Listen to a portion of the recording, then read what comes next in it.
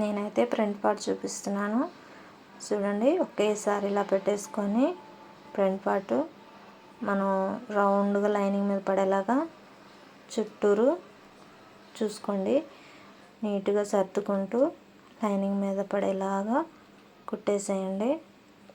కొత్తగా ఎవరైతే నేర్చుకుంటున్నారో వాళ్ళు అసలు తొందరపడొద్దు, నిదానంగానే కుట్టండి.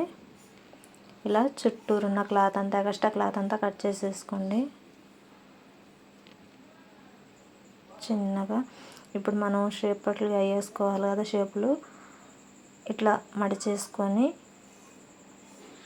పెద్ద బ్లౌజ్కి 3, 2.5 పెట్టుకోండి. చిన్న బ్లౌజ్ అయితే చూడండి. ఇలా మనం 3 పక్కల కూడా చూసుకొని ఎంతైతే గ్యాప్ ఇచ్చుకుంటే మనకి రౌండ్ వస్తుందో చూసుకొని వేసుకోండి.